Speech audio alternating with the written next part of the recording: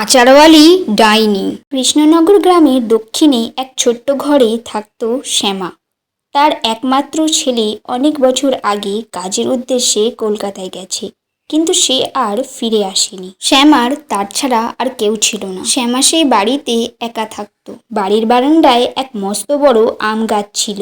সে আমের আচার বানাতো ও তা বিক্রি করত। এইভাবেই তার দুবেলার অন্ন জুটে যেত। এই বছর তার আম গাছে বেশ আম ধরেছিল। শ্যামা ভাবল এই বছর সে অনেক আমের আচার বানাতে পারবে। আম গাছের প্রতি তার অনেক মায়া ছিল। এইভাবে আম গাছের আমগুলো দেখতে দেখতে তার সারা দিন কেটে যেত। কিন্তু দিনে দিনে তার আম গাছের আমগুলো যেন কম হতে লাগলো। তার সন্দেহ হলো কেউ যেন তার আম গাছের আমগুলো চুরি করছে। আম সর্বনাশের ঝড় এলো, কালবৈশাখী ঝড়। খুব প্রবল গতিতে বাতাস বইছে। শ্যামার আম গাছ নড়ছে, আমগুলো সব ঝরে পড়ে গেছে। এইদিকে শ্যামার খুব চিন্তা হচ্ছে, এই সময় যদি তার আম গাছের আমগুলো কেউ চুরি করে নেয়। আমগুলোর প্রতি তার অনেক মায়া। সে আমগুলোকে ছোট থেকে বড় হতে দেখে এসেছে। বাতাস খুব তীব্র গতিতে বইছে, গাছগুলো সব উল্টে পাল্টে পড়ে যাচ্ছে। কিন্তু শ্যামা ঝড়ের চিন্তা না করে ঘর থেকে বের হলো তার আমগুলো কুড়োনোর জন্য। হঠাৎ বাতাসের তীব্র গতিতে তার গায়ে এক বটগাছ পড়ে সে মারা গেল। কিন্তু তার আম গাছ ও তার আমের প্রতি মোহমায়া তাকে মুক্তি দিল না। সে এক ডাইনিতে পরিণত হলো। শ্যামা আমের আচার বানাতে খুব ভালোবাসত। মারা যাওয়ার পরও তার আমের আচারের প্রতি মোহমায়া গেল না। সে রাতের বেলা ডাইনি রূপে আমের আচার বানাতো ও তা দিনের বেলা মানুষ রূপে বিক্রি করত। কেউ এই বিষয়ে জানতো না। তার কাছে সবাই আসতো আমের আচার কিনতে। এইভাবে অনেক দিন কেটে গেল। সবাই আমের আচার ছেড়ে কিছু আর খেতে চাইতো না। শ্যামার বাড়ির পাশে থাকতো চম্পা ও তার বর হরি।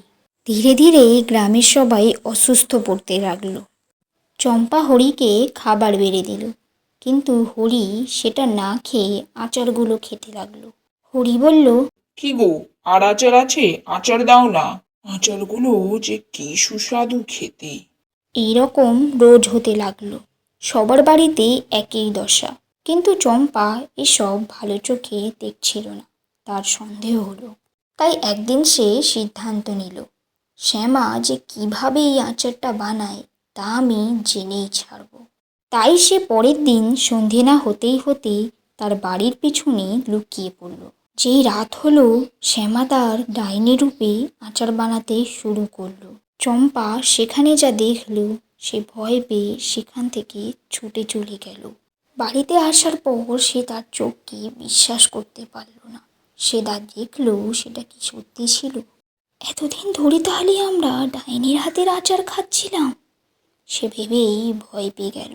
হরি তাকে দাঁড়িয়ে থাকতে দেখে বলল, কি হয়েছে তোমার? তুমি ওভাবে দাঁড়িয়ে কেন আছো? চম্পা সেখানে যা দেখেছিল সে হরিকে সব খুলে বলল।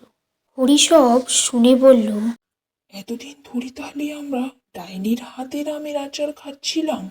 তাহলে এই আমের আচার খেয়ে গ্রামের সবাই অসুস্থ হয়ে পড়ছে।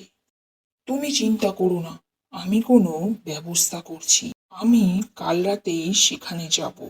ডাইনি একবার যে দেখতে পেলে কাউকে যে ছাড়বে না। হরি বলল, তুমি চিন্তা করো না, সেসব ব্যবস্থা আমি করেই যাব। তুমি সকাল হলে এ বিষয়ে গ্রামের লোকেদের জানিয়ে দিও। এই বিষয়ে আলোচনা করতে করতে সারা রাত কেটে গেল। সকাল হলো। চম্পা হরির কথা অনুযায়ী গ্রামের সবাইকে এই বিষয়ে জানিয়ে দিল। শ্যামা আবার আমের আচার বিক্রি করতে বসলো, কিন্তু এইবার তার আমের আচার কেউ কিনতে এলো না। শ্যামার সন্দেহ হলো। সে বলল, আজ কেন সবাই আচার কিনতে এলো না? সবাই তো আসতো রোজ, আজ কেন এলো না কেউ? নিশ্চয়ই কোনো ব্যাপার আছে।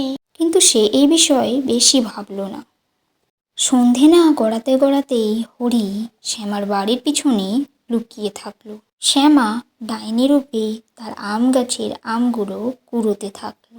সে খেয়ালই করলো না যে তাকে কেউ দেখছে।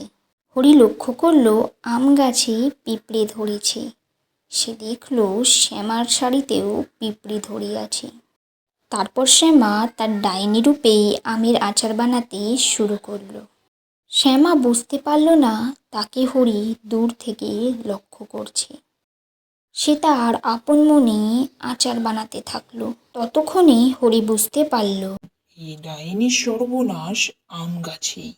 সে মনে মনে ভাবল, এই গাছকে পুড়িয়ে ফেললে ডাইনি সর্বনাশ হবে। তাই সে বেশি দেরি না করে গাছে আগুন ধরিয়ে দিল। সঙ্গে সঙ্গে ডাইনি গর্জন করতে করতে ঘর থেকে বের হলো।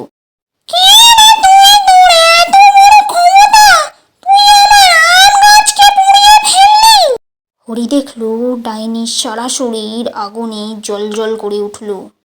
আম গাছ যেই পুড়ে ছাই হয়ে গেল, গর্জন করতে করতে ডাইনিও বাতাসে মিশে গেল। এইভাবে সারা গ্রাম ডাইনির আমের আচারের মায়ার জাল থেকে রক্ষা পেল।